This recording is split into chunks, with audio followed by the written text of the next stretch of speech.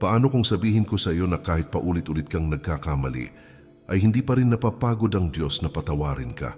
Paano kung ang kasalanang akala mo ay dahilan para talikuran ka niya, ay siya palang dahilan kung bakit mas lalo kanyang hinahabol? Sa mundong mabilis humusga at madaling magtapon ng tao, may isang Diyos na patuloy na nagmamahal ng walang kondisyon. Marahil ngayon ay may bigat sa puso mo at pakiramdam mo ay hindi ka nakarapat-dapat. Pero sa oras na ito, nais kong ipaalala sa iyo na ang awa ng Diyos ay mas malalim kaysa sa anumang kasalanan mo. Maraming Pilipino ang lumaking may takot sa Diyos. Ngunit minsan nakakalimutan natin na ang Diyos ay hindi lamang hukom kundi Ama.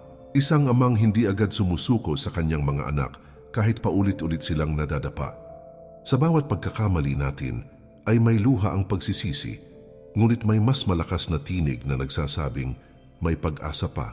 Ang tinig na yon ay ang tinig ng pag-ibig ng Diyos na umaabot kahit sa pinakamadilim na bahagi ng ating buhay. Ngayong araw na ito ay bubuksan natin ang ating puso upang maunawaan kung bakit patuloy ka pa ring pinapatawad ng Diyos kahit ikaw ay makasalanan.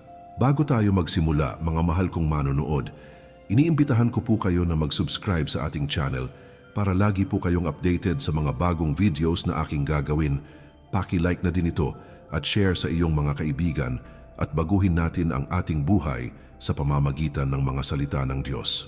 Ang simpleng pag-subscribe at pag-share mo ay maaring maging daan upang may isang pusong sugatan ang makatagpo ng pag-asa. Sa bawat pag-click mo ay may buhay na maaring mabago dahil sa mensahe ng Panginoon. Kaya samahan mo ako hanggang dulo at hayaang mangusap ang Diyos sa iyong kaluluwa. Manalangin tayo na ang bawat salitang maririnig mo ngayon ay maging binhi ng pagbabago sa iyong puso. Sinasabi sa Romans 8 verse 1, "There is therefore now no condemnation to them which are in Christ Jesus." Ang talatang ito ay malinaw na paalala na ang mga kay Kristo ay hindi na hinahatulan sa kanilang nakaraan. Ibig sabihin kahit gaano kabigat ang kasalanan mo, kung ikaw ay lumalapit kay Jesus, ay may kapatawaran na naghihintay. Hindi ito dahil mabuti tayo kundi dahil dakila ang kanyang biyaya. Ang biyayang iyon ay hindi natatapos sa isang pagkakamali lamang, kundi patuloy na umaagos araw-araw. Kung pakiramdam mo ay paulit-ulit ka nang nabigo, tandaan mo na ang awa ng Diyos ay mas bago tuwing umaga. Kung iniisip mong sawa na siya sa iyo, tandaan mo na ang kanyang pag-ibig ay hindi nasusukat ng iyong kahinaan. May dahilan kung bakit hanggang ngayon ay may hininga ka pa at may pagkakataon pang magbago. Ang dahilan na iyon ay ang kanyang walang hanggang pagpapatawad, at sa mga susunod na sandali ay aalamin natin ang 10 makapangyarihang dahilan kung bakit pinapatawad ka pa rin ng Diyos kahit ikaw ay makasalanan. Unang dahilan, ang Diyos ay pag-ibig. Hindi nagsisimula ang kapatawaran sa kabutihan ng tao, kundi sa puso ng Diyos na punong-puno ng wagas at walang kapantay na pag-ibig. Bago ka pa man lumuhod at humingi ng tawad sa Kanya, ay nauna na siyang umibig sa iyo ng higit sa kaya mong sukatin o unawain. Ang pag-ibig na ito ay hindi nakadepende sa dami ng nagawa mong tama o sa bigat ng mga pagkakamali mong nagawa sa nakaraan.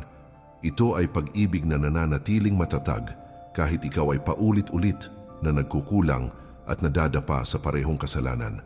Dahil dito may matibay na pag-asa ang bawat makasalanan na lumapit sa Kanya nang may pananampalataya at muling bumangon mula sa pagkatalo. Sa kultura nating mga Pilipino, napakahalaga ng pamilya, malasakit at malalim na ugnayan sa isa't isa. Masakit kapag ang isang mahal sa buhay ay nagkamali at nakasakit, dahil ang sugat ay tila mas tumitindi kapag galing sa taong malapit sa puso. Ngunit kung ang pag-ibig ay tunay at dalisay, laging may puwang para sa pag-unawa at pagpapatawad na nagmumula sa puso. Ganito rin ang puso ng Diyos na higit na mas malawak at mas malalim kaysa sa pag-ibig ng kahit sinong magulang dito sa lupa. Hindi niya basta itinatakwil ang kanyang mga anak sa oras ng kanilang kahinaan, kundi patuloy niya silang inaanyayahan na bumalik sa kanyang piling. Sinasabi sa 1 John 4 verse 8, "He that loveth not knoweth not God, for God is love." Ipinapahayag ng talatang ito na ang mismong kalikasan at pagkakakilanlan ng Diyos ay pag-ibig na hindi nagmamaliw. Hindi lamang siya nagbibigay ng pag-ibig kapag mabuti ang tao, kundi siya ang bukal at pinanggagalingan ng lahat ng tunay na pag-ibig sa sanlibutan. Kapag ang Diyos ang kumikilos sa iyong buhay, ang pag-ibig niya ang nangingibabaw at mas makapangyarihan kaysa sa anumang hatol o galit. Kaya ang kapatawaran ay hindi isang mabigat na tungkulin para sa Kanya, kundi isang natural na pagpapahayag ng Kanyang banal na puso. Kapag ikaw ay nadapa at nahihiya ng lumapit sa Kanya dahil sa bigat ng iyong kasalanan, ang pag-ibig niya ang marahang nag-aanyaya sa iyo pabalik. Hindi siya tulad ng tao na nagtatago ng sama ng loob at nagbibilang ng pagkakamali upang isumbat sa tamang panahon. Ang pag-ibig ng Diyos ay handang maglinis ng budhi at magpanibago ng pusong pagod na sa sariling kahinaan. Kahit paulit-ulit ang iyong pagkakasala at tila hindi ka na natututo, paulit-ulit din ang Kanyang paanyaya na magsisi at magbagong buhay. May init, lambing at katiyakan sa Kanyang tinig na nagsasabing may lugar ka pa rin sa Kanyang presensya at hindi ka niya tuluyang iiwan. Kapag tunay mong nauunawaan na ang Diyos ay pag-ibig, unti-unting nagbabago ang iyong pananaw tungkol sa kapatawaran at sa iyong sarili. Hindi ka na lamang lumalapit sa Kanya dahil sa takot sa kaparusahan, kundi dahil sa pagtitiwala sa Kanyang mabuting kalooban. Ang pusong dati ay puno ng hiya at pangamba ay nakakahanap ng kapayapaan at kaginhawaan sa yakap ng Kanyang biyaya. Mula rito nagsisimula ang malalim at tunay na pagbabagong espiritual na hindi nakabatay sa takot kundi sa kapangyarihan ng pag-ibig. Ito ang matibay at hindi matitinag na pundasyon kung bakit patuloy ka pa ring pinapatawad ng Diyos kahit ikaw ay makasalanan at madalas nagkakamali. Ikalawang dahilan, ang Diyos ay mayaman sa awa. Hindi nauubos ang kapatawaran ng Diyos sapagkat ang Kanyang puso ay sagana sa awa na hindi kayang sukatin ng isip ng tao. Kapag ang tao ay napapagod na magbigay ng isa pang pagkakataon, ang Diyos ay patuloy pa ring nagbubukas ng panibagong pintuan para sa pagbabalik. Ang Kanyang awa ay hindi limitado sa iilang pagkakamali lamang, kundi umaabot kahit sa mga panahong paulit-ulit tayong nadadapa. Sa gitna ng ating kahinaan, ay may kamay na hindi nagsasawang umalalay at bumuhat sa atin.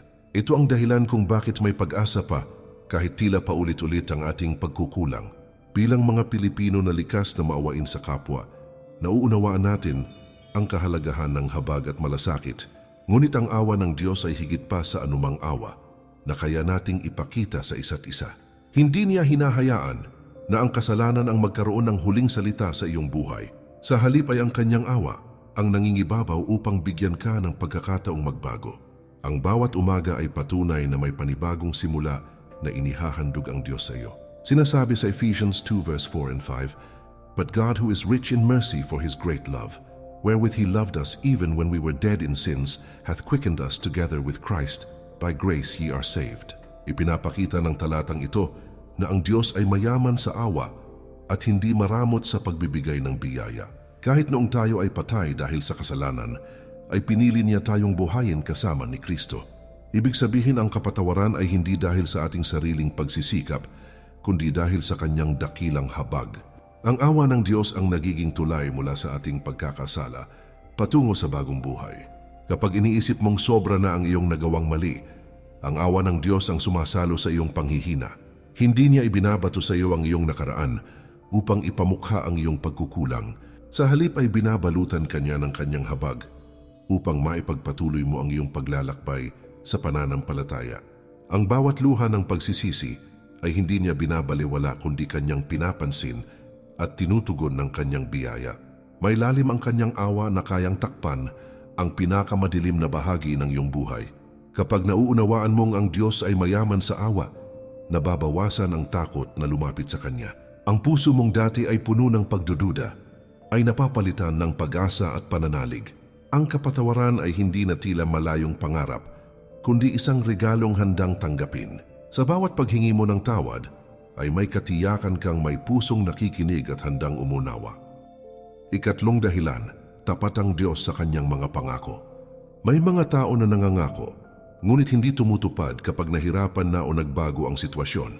Ngunit ang Diyos ay hindi tulad ng tao na nag-iiba ng isip o bumabawi ng salita kapag hindi na pabor sa Kanya ang kalagayan. Kapag Siya ay nangako ng kapatawaran sa nagsisisi, iyon ay mananatiling totoo magpakailanman. Ang Kanyang mga salita ay hindi nawawala sa hangin kundi tumatatag sa bawat henerasyon.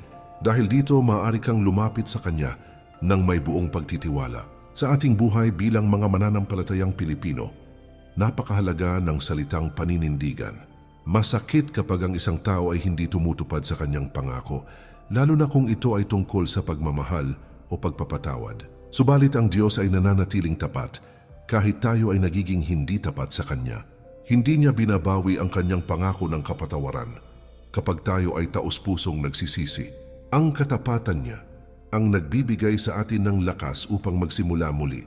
Sinasabi sa 1 John 1 verse 9, "If we confess our sins, He is faithful and just to forgive us our sins and to cleanse us from all unrighteousness."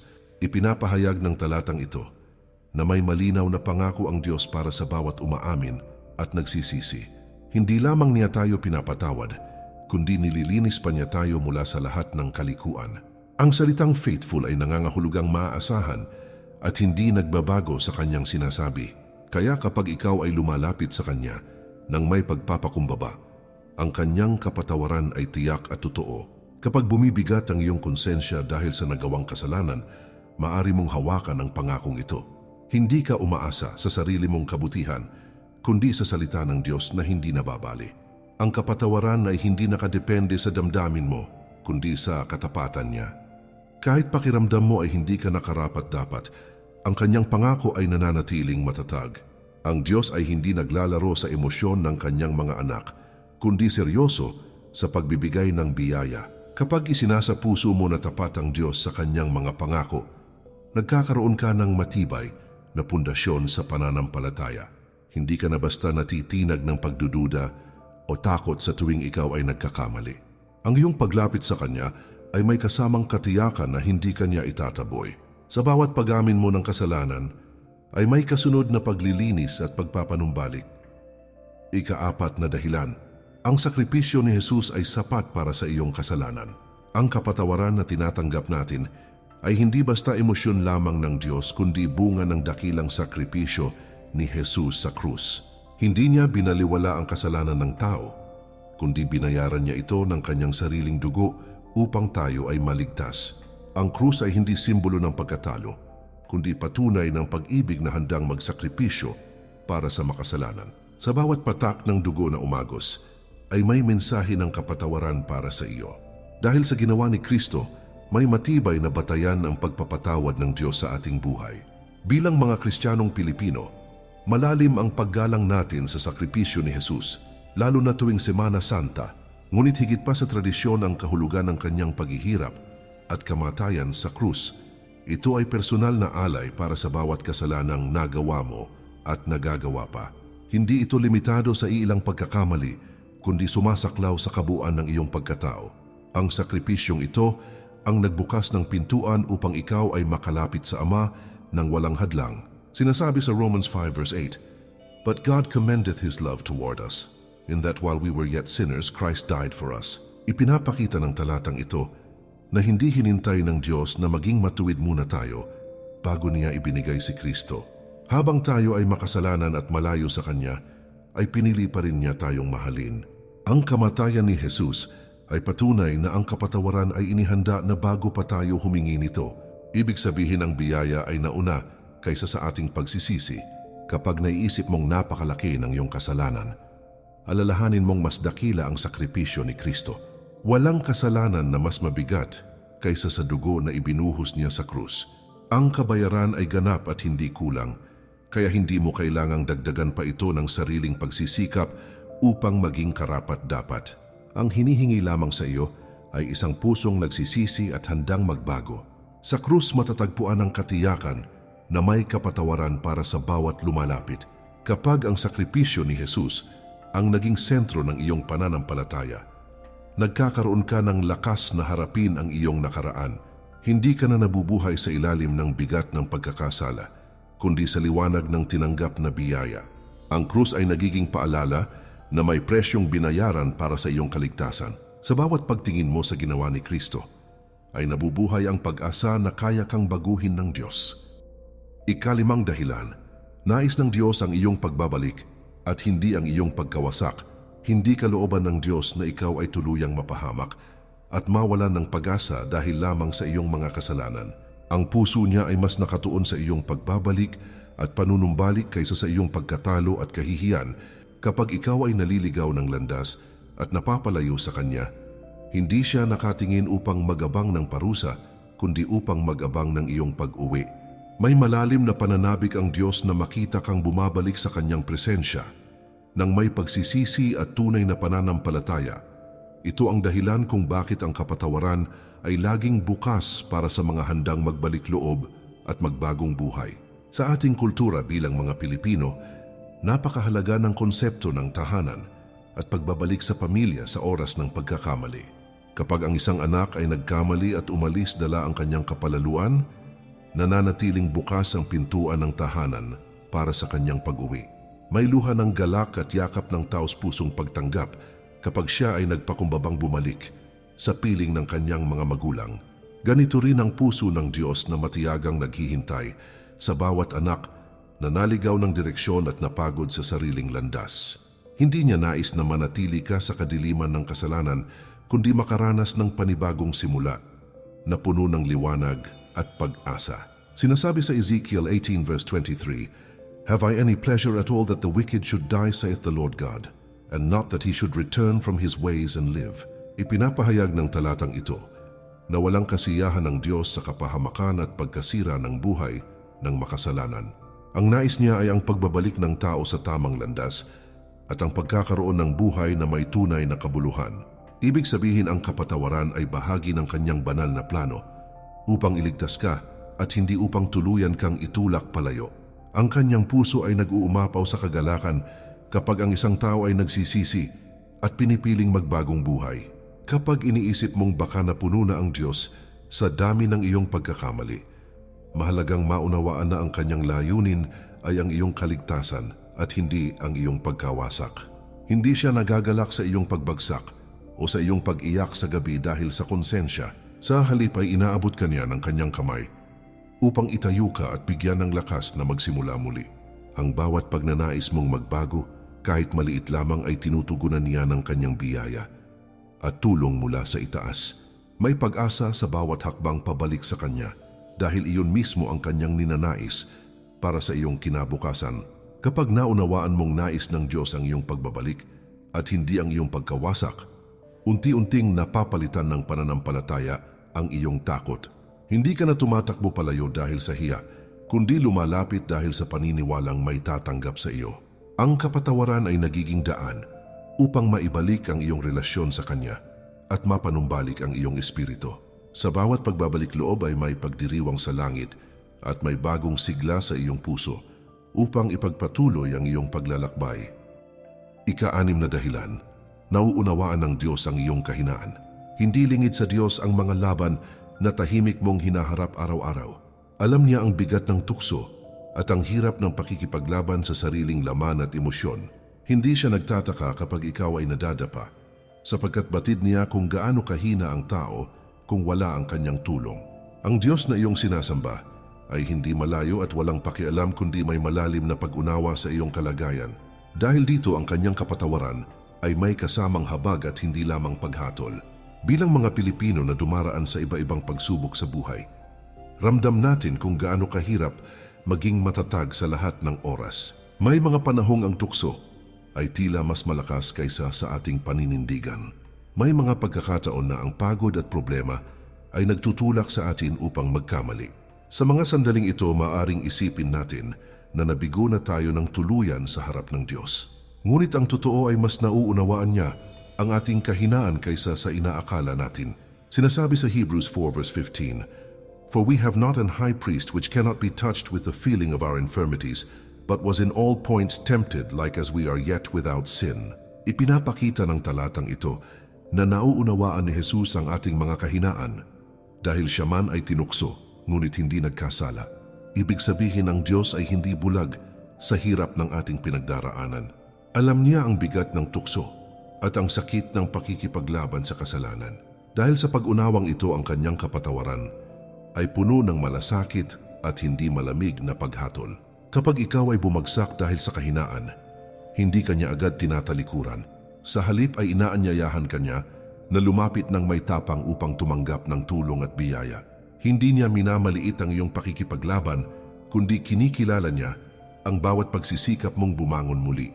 Ang bawat paglapit mo sa Kanya ay sinasalubong ng Kanyang pag-unawa at pagpapatawad, may lambing sa Kanyang pagtanggap sapagkat batid niya ang limitasyon ng tao. Kapag nauunawaan mong kilala ng Diyos ang iyong kahinaan, nababawasan ang hiya na pumipigil sa iyong lumapit. Ang iyong puso ay nagkakaroon ng lakas ng loob na aminin ang pagkakamali at humingi ng tawad. Hindi mo na kailangang magkunwaring malakas sa harap niya dahil alam niya ang totoo. Sa Kanyang presensya maaari kang maging tapat at magpakatotoo ng walang takot. Ikapitong dahilan, ang biyaya ng Diyos ay mas malakas kaysa sa iyong kasalanan. May mga pagkakataon na iniisip mo na baka masyado ng malaki at mabigat ang iyong kasalanan upang mapatawad pa ng Diyos. May bulong sa iyong isipan na nagsasabing baka naubos na ang Kanyang pasensya dahil sa paulit-ulit mong pagkakamali. Ngunit ang katotohanan ay hindi kailanman nahihigitan ng kasalanan ang kapangyarihan at lalim ng biyaya ng Diyos. Mas malawak at mas malalim ang Kanyang grasya kaysa sa anumang pagkukulang na nagawa mo mula noon hanggang ngayon. Kapag ang biyaya ang kumilos sa iyong buhay, nagkakaroon ng pag-asa at panibagong lakas kahit sa pinakamadilim at magulong sitwasyon. Bilang mga mananampalatayang Pilipino, madalas tayong madaling makaramdam ng hiya at panghihinayang kapag tayo ay nagkakasala. Minsan ang hiya ang nagiging hadlang upang tayo ay muling lumapit sa Diyos at magtiwala sa Kanyang kabutihan. Iniisip natin na baka kailangan muna nating ayusin ang ating sarili at maging mas mabuti bago humarap sa Kanya. Subalit ang biyaya ng Diyos ay hindi naghihintay na maging perpekto ka bago Kanya tanggapin at yakapin. Ang biyaya ang mismong tumutulong sa iyo upang magbago at magpatuloy, kahit pakiramdam mo ay kulang na kulang ang iyong lakas. Sinasabi sa Romans 5 verse 20, "But where sin abounded, grace did much more abound." Ipinapahayag ng talatang ito na kung saan dumami at sumagana ang kasalanan, ay lalo pang sumagana ang biyaya ng Diyos. Hindi nito hinihikayat ang tao na magpatuloy sa kasalanan, kundi ipinapakita ang walang hanggang kakayahan ng Diyos na magpatawad. Kahit gaano karami at kabigat ang iyong pagkakamali, mas marami at mas makapangyarihan ang Kanyang grasya na handang maglinis sa iyo. Ang biyaya ang sumasalo at bumabalot sa iyo kapag ang kasalanan ay tila gustong maghari at kontrolin ang iyong buhay. Kapag nararamdaman mong tila paulit-ulit ang iyong pagkadapa at hindi ka na natututo, ang biyaya ng Diyos ang nagbibigay sa iyo ng bagong pagkakataon. Hindi ka niya hinahayaan na manatili sa putik ng pagkakasala ng walang pag-asa at direksyon. Sa halip ay inaabot ka niya ng Kanyang kamay at binibigyan ng lakas upang tumayo at magsimula muli. Ang biyaya ay hindi pahintulot upang baliwalain ang kasalanan, kundi kapangyarihan upang ito ay labanan at talikuran. Sa bawat araw na pinipili mong lumapit sa Diyos, kahit may kahinaan, ang Kanyang grasya ang tahimik na gumagawa sa iyong puso. Kapag nauunawaan mo ng malalim na ang biyaya ng Diyos ay mas malakas kaysa sa iyong kasalanan, nagkakaroon ka ng mas matatag na pananampalataya. Hindi ka na nabubuhay sa ilalim ng anino ng iyong nakaraan, kundi sa liwanag ng Kanyang kabutihan at pag-ibig. Ang kapatawaran ay hindi na tila malabong pag-asa, kundi isang katotohanang maaari mong maranasan araw-araw. Sa ilalim ng biyaya may kapangyarihan para sa tunay na pagbabago at panibagong direksyon sa buhay. Ikawalong dahilan, hindi ka tinitingnan ng Diyos ayon sa iyong nakaraan, kundi sa iyong maaaring maging bukas. Madalas ang tao ay nakatali sa kanyang nakaraan at paulit-ulit na ibinabalik ang mga dating pagkakamali. May mga taong hindi na pinapalagpas ang iyong mga pagkukulang at lagi na lamang ibinibintang sa iyo ang dati mong buhay. Ngunit ang Diyos ay hindi tumitingin sa iyo batay lamang sa kung sino ka noon. Nakikita niya ang potensyal na inilagay niya sa loob mo mula pa noong ikaw ay likhain. Ang Kanyang kapatawaran ay daan upang mabuksan ang mas magandang hinaharap para sa iyo. Bilang mga Pilipino, likas sa atin ang maalala ang nakaraan lalo na kung ito ay masakit o nakakahiya. Minsan ang sariling konsensya ang nagiging pinakamalupit na hukom laban sa ating sarili. Iniisip natin na hindi na tayo maaaring magbago dahil sa mga nagawa natin noon. Subalit sa paningin ng Diyos ang iyong kwento ay hindi pa tapos. Ang bawat araw na ibinibigay niya sa iyo ay patunay na may bago pang kabanata na maaari mong simulan. Sinasabi sa 2 Corinthians 5 verse 17, Therefore, if any man be in Christ, he is a new creature, old things are passed away, behold, all things are become new. Ipinapahayag ng talatang ito na kapag ang isang tao ay nasa kay Kristo, siya ay nagiging bagong nilalang. Ang mga dating bagay ay lumilipas at may bagong simula na ibinibigay ang Diyos. Ibig sabihin ng iyong nakaraan ay hindi na ang may huling salita sa iyong pagkatao. Sa kapatawaran ng Diyos may kapangyarihan upang magsimula muli ng may panibagong pagkakakilanlan. Kapag tinanggap mo ang kapatawaran ng Diyos, hindi ka na kailangang mabuhay sa anino ng kahapon. Ang mga dating pagkakamali ay hindi na kailangang maging tanikala na pumipigil sa iyong umunlad. Sa halip ay nagiging patutuo ang iyong nakaraan ng kung paano ka binago ng biyaya ng Diyos. Ang sugat na dati mong ikinahihiya ay maaring maging mensahe ng pag-asa sa iba. Sa ganitong paraan ginagamit ng Diyos maging ang iyong dating pagkukulang para sa kanyang kaluwalhatian.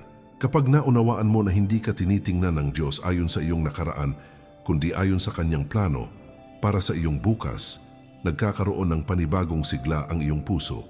Ang pag-asa ay pumapalit sa takot at ang pananampalataya ay pumapalit sa pagdududa. Ang kapatawaran ay nagiging tulay mula sa dating buhay patungo sa bagong direksyon na inilaan niya para sa iyo. Hindi ka na alipin ng kahapon, kundi anak na may malinaw na kinabukasan sa ilalim ng kanyang pag-ibig. Ikasiyam na dahilan, ang pagpapatawad ng Diyos ay nagdadala ng tunay na pagbabago. Hindi lamang basta binubura ng Diyos ang iyong kasalanan at pagkatapos ay pinababayaan ka na muli. Ang kanyang kapatawaran ay may layuning baguhin ang iyong puso at ituwid ang iyong landas. Kapag siya ay nagpapatawad, may kasama itong kapangyarihan upang ikaw ay maging mas mabuting tao. Hindi ito pansamantalang ginhawa lamang, kundi simula ng malalim na pagbabago sa loob. Dahil dito ang kapatawaran ay hindi kahinaan kundi pagpapakita ng kanyang dakilang plano para sa iyo. Sa ating karanasan bilang mga Pilipino, alam natin na mahirap ang magbago, lalo na kung nakasanayan na ang isang gawain. May mga bisyo at ugali na tila mahirap putulin kahit alam nating mali. Kapag sinubukan nating magbago sa sariling lakas, madalas tayong nabibigo at bumabalik sa dati. Ngunit kapag ang Diyos ang kumilos sa puso ng tao, may kakaibang lakas na nagbibigay ng bagong direksyon. Ang kapatawaran niya ang nagiging simula ng pagbabagong hindi kayang gawin ng tao sa kanyang sarili. Sinasabi sa Psalm 51 verse 10, "Create in me a clean heart, O God, and renew a right spirit within me." Ipinapakita ng talatang ito ang panalangin ng isang pusong nagsisisi na nagnanais ng tunay na pagbabago. Hindi lamang paglimot sa kasalanan ng hinihiling, kundi isang bagong puso at tamang espiritu.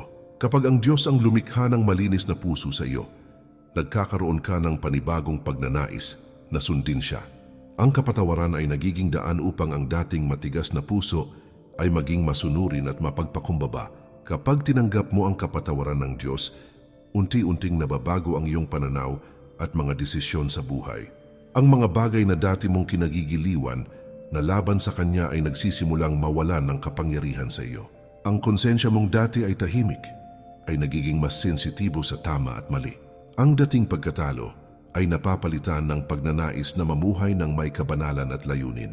Sa bawat araw na ikaw ay lumalakad kasama Niya, mas lalo mong nararanasan ang Kanyang pagbabagong gawa sa iyong puso. Kapag naunawaan mong ang kapatawaran ng Diyos ay nagdadala ng tunay na pagbabago, nagkakaroon ng mas malalim na pagpapahalaga ang iyong pananampalataya. Hindi ka lamang nakatuon sa pag-iwas sa parusa, kundi sa pagyakap sa bagong buhay na inihahandog Niya. Ang biyaya ay nagiging puwersang nagtutulak sa iyo patungo sa kabanalan at mas malapit na relasyon sa Kanya. Sa ganitong paraan, ang dating makasalanan ay nagiging patutuo ng kapangyarihan ng Diyos na magbago ng buhay. Ika-10 dahilan, ang Diyos ay may walang hanggang pag-ibig na hindi nauubos kailanman. May pag-ibig ang tao na maaaring magbago kapag napagod o nasaktan ng labis, dahil likas sa atin ang mapagod at masaktan. Ngunit ang pag-ibig ng Diyos ay hindi kumukupas kahit ilang beses mo siyang nabigo. At kahit gaano katagal kang naging malayo sa Kanya, hindi ito nakadepende sa iyong performance o sa dami ng mabubuting gawa na nagawa mo sa harap ng ibang tao. Ang Kanyang pag-ibig ay nananatili kahit sa mga panahong ikaw ay malamig sa pananampalataya at tila walang gana sa panalangin. Dahil ang pag-ibig niya ay walang hanggan at hindi nasusukat ng oras, ang kapatawaran niya ay patuloy ding dumadaloy at umaabot sa iyong puso. Bilang mga Pilipino na likas na mapagmahal sa pamilya at handang magsakripisyo para sa mahal sa buhay, alam natin ang pakiramdam ng magmahal nang walang hinihintay na kapalit. Subalit kahit ang pinakamabait at pinakamaunawaing magulang ay maaaring mapagod at masaktan dahil sa paulit-ulit na pagkakamali ng anak. Ang Diyos ay higit pa sa pinakamahusay na ama na maaari mong makilala dito sa mundo at higit pa sa anumang halimbawa ng pag-ibig na nakita mo.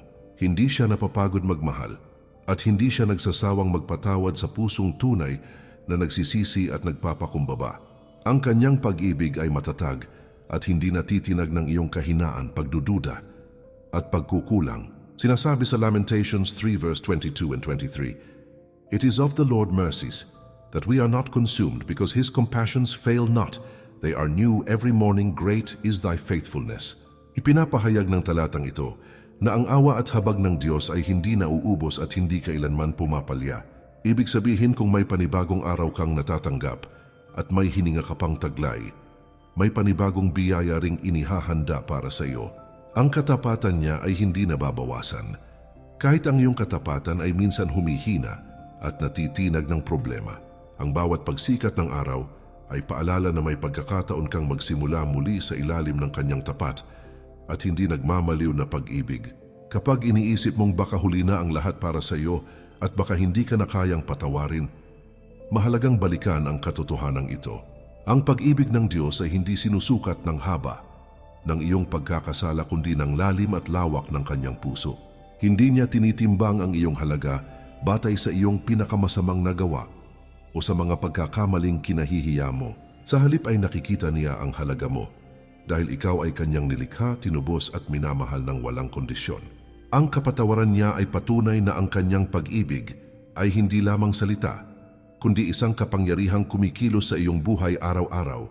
Sa ilalim ng pag-ibig na ito may katiyakan na hindi ka kailanman mawawala sa kanyang paningin kahit ikaw ay madapa muli.